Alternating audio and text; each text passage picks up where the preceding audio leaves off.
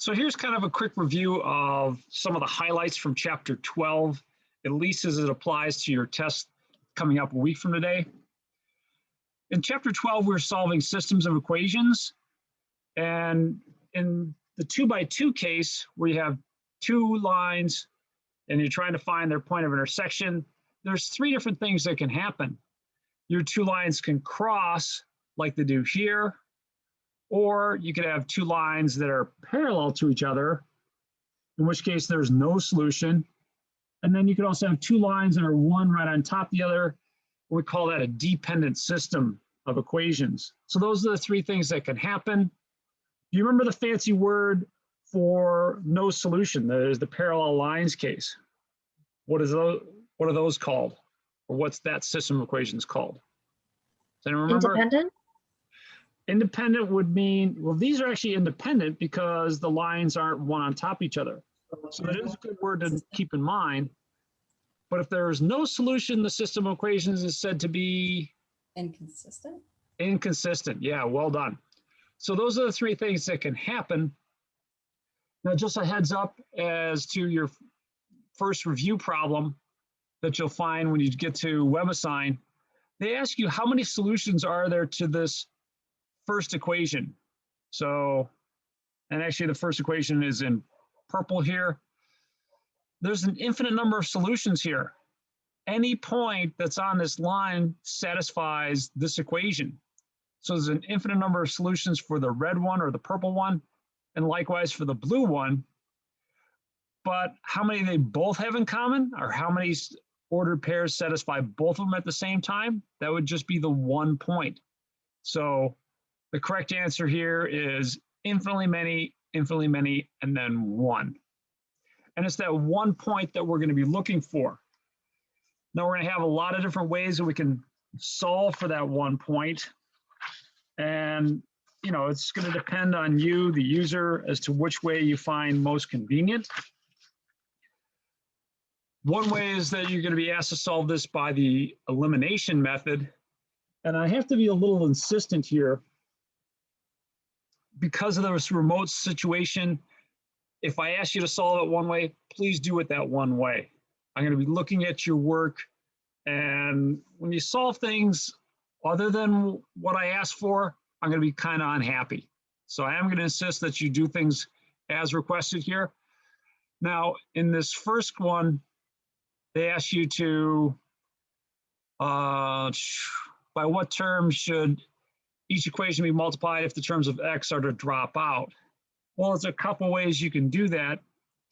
But the way these drop out is if you can get the same coefficient with opposite signs for both values of x.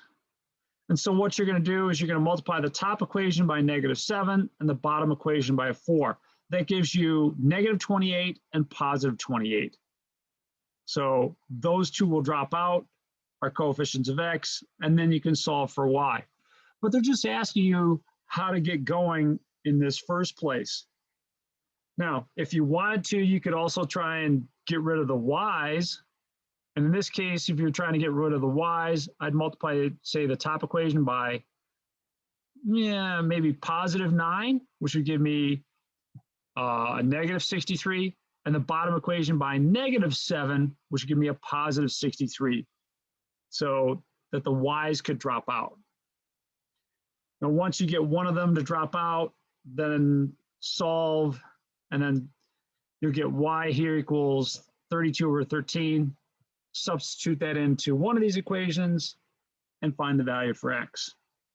But they're only asking you to kind of simulate solving this by the addition method. Now, the book calls this the elimination method. I call it the addition method. They're referring to the same thing. Elimination just sounds a little harsh. I don't like it. So are we okay with that one? All right. Now, another way you can solve things is with substitution. And this one down here is a pretty good one to do by substitution. And I actually thought of a clever way to do this, but instead of showing you the clever way and trying to impress you with what I know, I want to help you understand this in a way that you would know, and that is, if you're given a system of equations like this, what I would suggest to you is, first of all, to move this term negative 2y over to the left-hand side. And that's going to give you an equation like this right here. And from here, with all the x's and y's lining up, maybe you could solve this one by the addition method like we did, or at least started above. And in that case, I'd multiply the top equation by -1. And I get something like this. This equation hasn't changed, so I can add these two equations together. And the interesting thing that happens is that all the variables drop out on the left-hand side. And on the right-hand side, I get 6. Well, 0 doesn't equal 6. So what's going on with this system of equations? It's inconsistent. Yeah, It's no solution. inconsistent. Excellent. And you can kind of see something happening here, right? Because these two equations on the left-hand side are the same, but you get a different right-hand side. So, wow, that doesn't look right even sitting there. And what that really reflects is that the lines are parallel. There's no solution. So if you actually graphed them, they'd probably be this way, but that's okay. It still represents two lines that are the same. There's a different possibility, something else that can happen. And let's see that down here. If this is your system of equations, let's take a look at this one by substitution. And again, if you're asked to solve something by substitution, please show me the work that shows the substitution method. Substitution method is just like the name says. You've got an expression for x here. I'm going to substitute that in to the second equation. So wherever there's an x here, I'm going to replace it by 10 minus 2y. When I do that and distribute the 2, the negative 4y and 4y cancel, and I get 20 equals 20. 20 equals 20 is true, but all the variables have dropped out. And what that reflects is that really you've got the same line twice. So that's a dependent system of equations.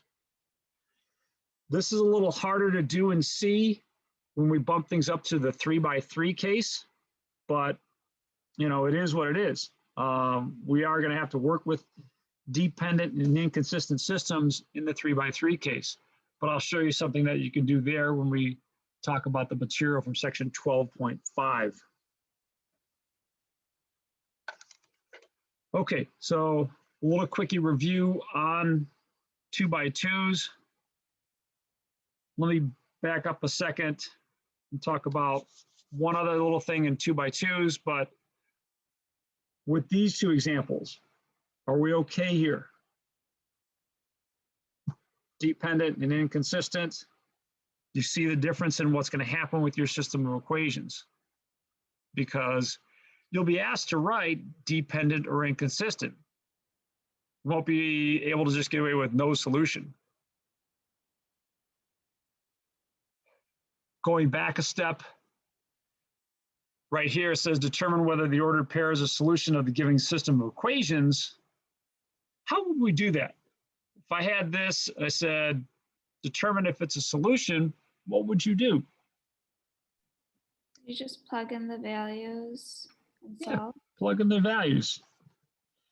So when you plug in the values, now let me just pick the easier of the two equations right down here. 3 times 2 is 6, plus 2 times -7. Well, that's -14. 6 plus -14 is not 0.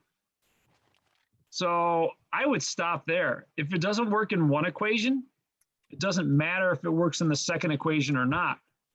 Just, hey, it just doesn't work. On your paper, I would want to see you check at least the one equation. If it fails, you don't have to check both. That's fine. But show me that it doesn't work in the one equation, please. Let's move things up to the 3x3 case. Now there's a couple ways to solve this in the 3x3 case. And I'm going to show you how to do this on Desmos. So let me come down to here, first of all. And if you got a system of equations like this, and you're going to solve it, say, using inverse matrices, then you're probably going to need to manipulate this a little bit. For instance, the top equation, I would take the time to move that term in A to the left-hand side. So I'll start by moving that A over to the left-hand side. Now, when something changes sides, what else changes? The sign. The sign, thank you. So it'd be A plus B plus 2C equals 12. So something like that. For the second equation, I would take the time to distribute the 2 there, or was it the 7? Yeah, it's the 2. If you distribute the 2, then I get 14 minus 2b. I'll have to play around with that a little bit. And then finally, the last equation's in good shape. But really, I want to move this term over to the left-hand side. And I'll put it in here. Notice I've got everything lined up so that I have A, B, and C, A, B, and C for all these. They're all nice and neat in a row. So this is just kind of like a preliminary step, getting everything nice, neat, and tidy. There's 2 different ways you can solve this. The first way is, actually there's a lot of ways you can solve it. The first way is I'm going to write this as a system of equations using matrices. So the matrix of coefficients is 1, 1, 2, 1, 2, 1, 2, 1, 1. And then the right-hand side is our other matrix. So let's put those into Desmos. And if you want to do work with matrices, go to desmos.com/matrix. I'll put that in the chat here for you real quick.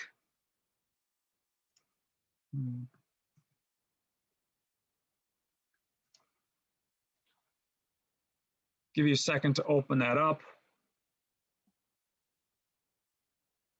Now, when you input a matrix, click the new matrix button. And now we got to adjust the number of rows and columns. So in matrix A, that was pretty easy. It's 3 by 3, 3 rows, 3 columns. So I'll just bump each of those up by 1. And then we can type in our little system. So there was 1, 1, 2, and then 1, I keep on doing that. 1, 2, 1, and finally 2, 1, and 1. And when you press enter, bam, there's matrix A. So 1, 1, 2, 1, 2, 1, 2, 1, 1. What about matrix B? Well, matrix B brings me in of the mind of my corporate sponsor. Does anyone remember my corporate sponsor? I joked about it when we discussed this stuff. What was it? RC Cola. RC Cola, winner, winner, chicken dinner, way to go. And it's because it reminds you that when you're talking about the dimensions of a matrix, it's row, then column. So awesome. Thanks to my old student, Courtney Plain, for picking up a case of those a while back for me. Now, so what would the dimensions of this matrix be?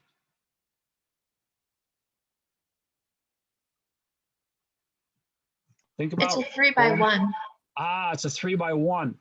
And that's the important thing, because if you type in the wrong matrix or the wrong dimensions, it's not going to line up.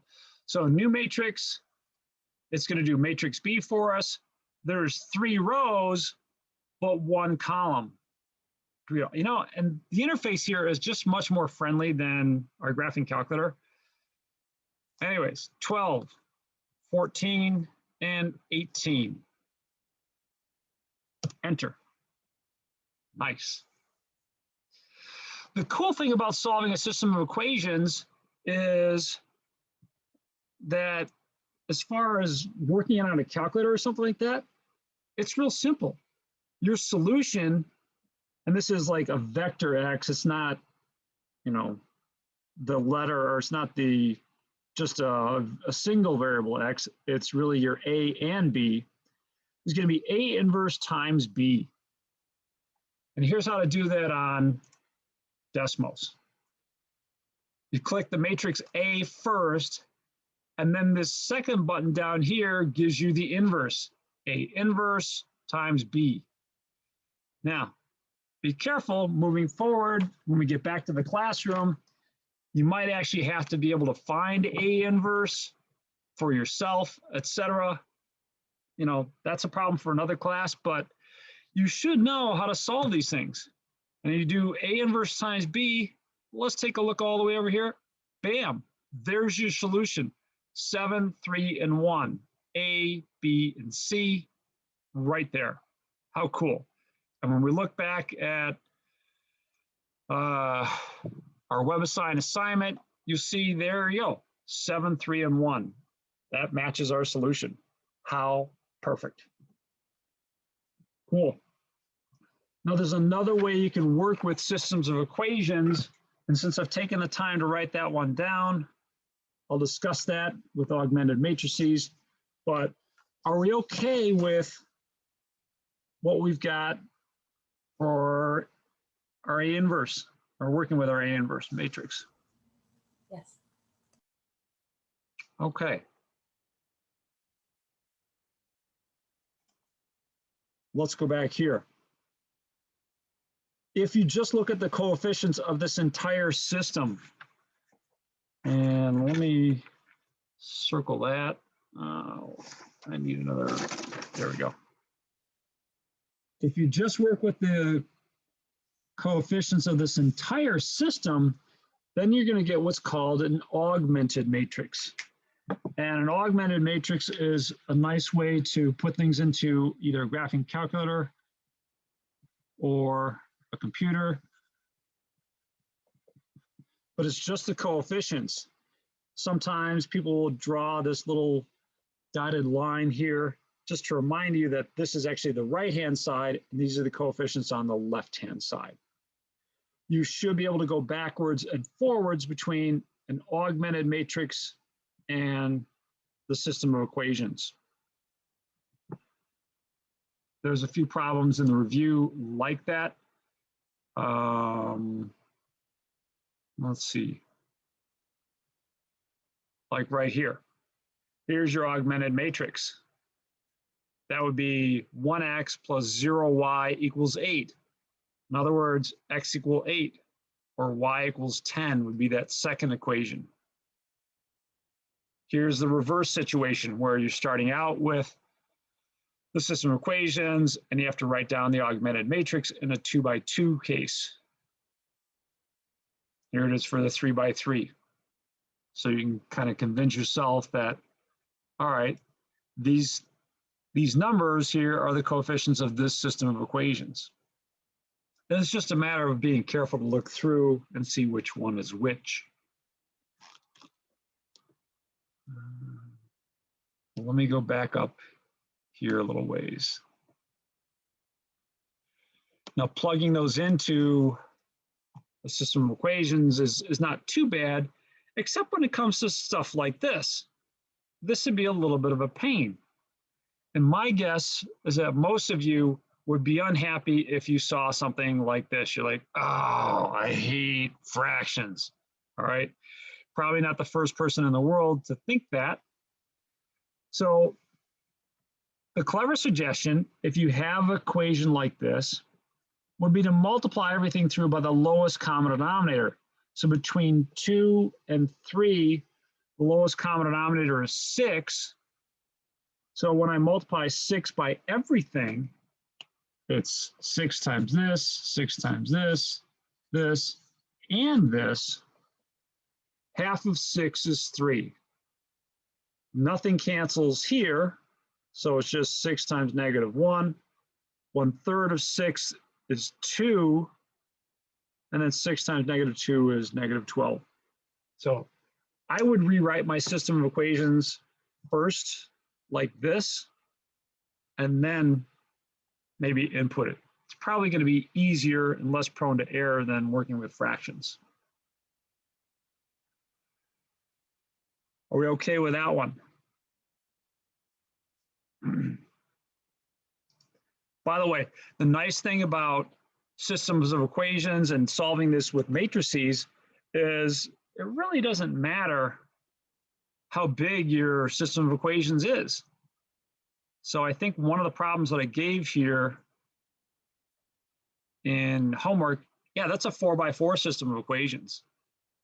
And, you know, you can still solve that using inverse matrices. Your matrix, in the case of this one right here, the left-hand side is going to be a 4x4. The right-hand side is going to be a 4x1. And you would just input that and do A inverse B, just like we did here. And it should take you about 2 minutes to solve that with the inverse matrix. So it's a very powerful tool. It's kind of nice to have around. Now, one of the things that we're not doing too much of, especially with our augmented matrices, is working them in such a way that you can solve them kind of by elimination without really doing it with the X's and Y's like we did, or like we would do in chapter or section 12.1. So let's take a look at something like this and reference it back to the WebAssign homework. And if you'll give me a second to find that.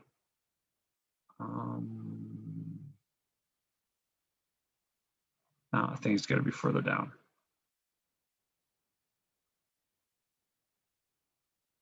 Yeah, here we go. So in a problem like this, they're asking you to take 3 times row 2 and add it to row 1. So let me copy that down over here for us, and then we'll look at it. So that's going to look like this. 3 times row 2 plus row 1. Well, here's row 2.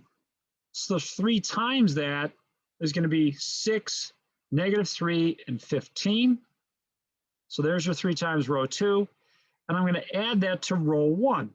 So just copy this down as is. So something like this. When I add these, something nice happens. And that is I get a 0 right here. So 0, -1, and 10.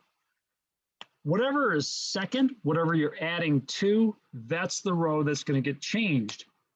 So in this case, we're going to change the first row. It was this. It's now going to be this.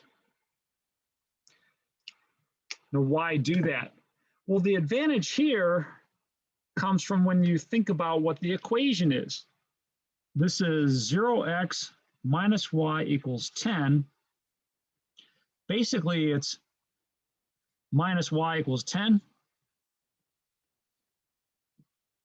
Minus y equals 10, or y equals -10. So it's kind of your solution there by doing that. Now, that's actually bonus stuff. They only want you to get down to this new augmented matrix. That's all they're looking for. The thing to keep in mind is whatever you're adding to, that's the row that's going to get changed.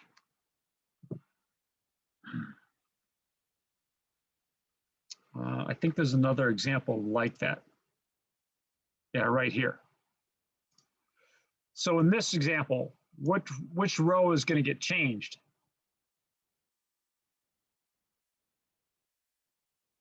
You got negative R1 2. plus R2. One more time, please. Row 2. Row 2, yeah. So row 2 is the one that's going to get changed. And if you look at these numbers here, row 1, 2, 5, negative 2, 5, they stay the same. Same with row 3. The only one that's changing is row 2. And when you change it, you do negative of row 1. So negative 1 times row 1 added to row 2. What you'll end up with is 1, 3, negative 2, and 3. So again, just getting you accustomed to the kinds of manipulations you'll have to do if you're ever asked to find an inverse matrix, or occasionally sometimes some work with the determinants. But the actual work in finding an inverse matrix is kind of involved. It's certainly not just taking the reciprocal here. If you look at the inverse of this matrix A, let me just turn them into fractions. You know, whatever they're doing to get that, it's much more than just taking the reciprocal of these numbers. Some of these are positive, some of them are negative. You got these fractions of 1/4. Where did that come from? But the good news is that that's a subject for a different class. It's not part of your work here. And you don't even have to look at that. Ugh, let's hide that. There you go. Never happened. Okay. Finally, let's work with Cramer's rule, kind of as our last little thing here. And let me go back to WebAssign, go down to Cramer's rule.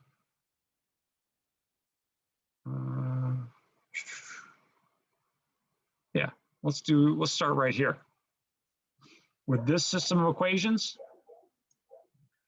So with that system of equations, one of the things you're going to need to do is carefully write it down. And take a look at the first equation. Is there something that's missing there? Something that's there in the other two equations, equations 2 and 3, but not in equation 1. A z value? A z value. Thanks, Z. Yeah, Z noticed that the Z was missing, which is kind of cool. Yeah, the Z is missing, so I would write it as x plus 4y plus 0z equals -8. Now, writing it like that, getting everything nice and neat, helps you write down the determinant matrix D that you're going to need to help solve this by Cramer's rule. So D is just going to be all these coefficients, and it's cool that we had the Z equals 0 coefficient there, so we can write this matrix D down. Now we can actually put that into our graphing calculator to calculate the determinant there. You can also put it into Desmos, that matrix calculator. This time I think I'll play around with the graphing calculator to show you how that works. But there's several other matrices that you could be asked to find. Let me be clear about this.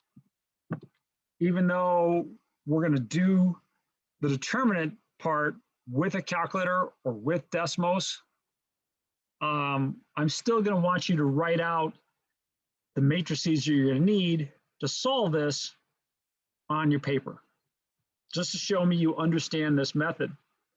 So let's look at the rest of the terms that you would need here.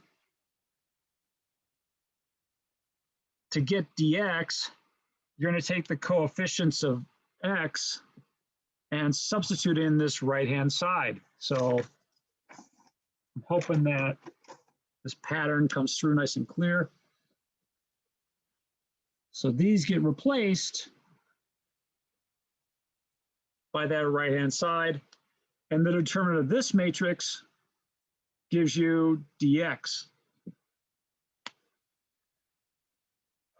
Then we're going to take and replace the coefficients of y by the right-hand side and get a matrix called dy. So you're going to take this and just swap out the coefficients of y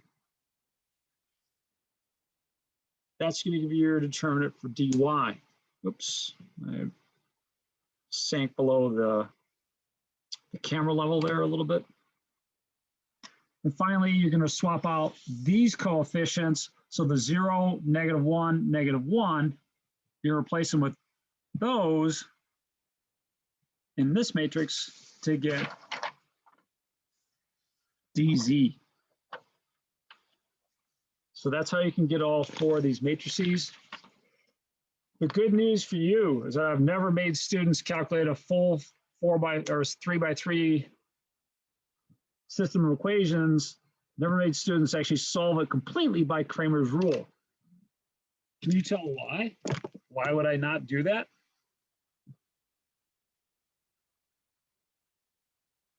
Takes too long? Yeah, it's a lot of work. I mean, you know, the work in actually evaluating a determinant, if I made you do it by hand, wow, that's a real pain. So Michael nailed it. It's a real pain to do it by Cramer's rule. There is a nice reason for discussing Cramer's rule, though, and that is it helps you understand more about systems of equations. Now, earlier we looked at systems of equations that were dependent and inconsistent. And you get some insight into dependent and inconsistent by looking at the form of the solution to your system of equations using Cramer's rule.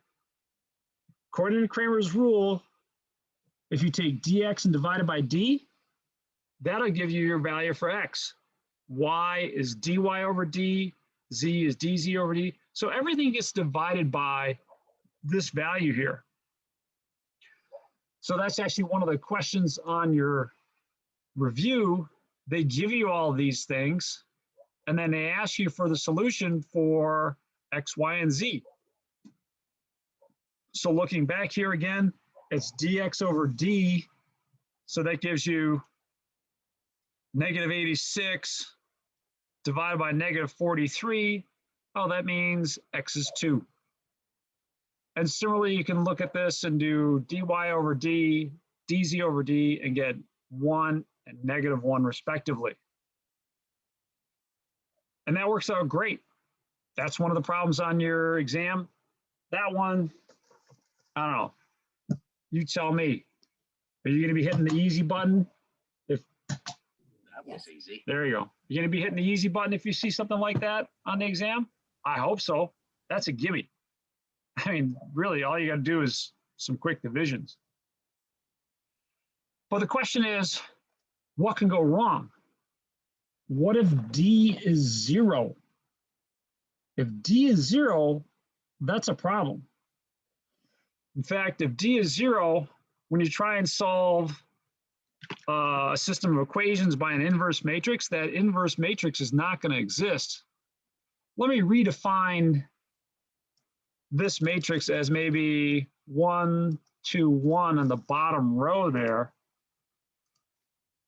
If I ask for Desmos to do A inverse,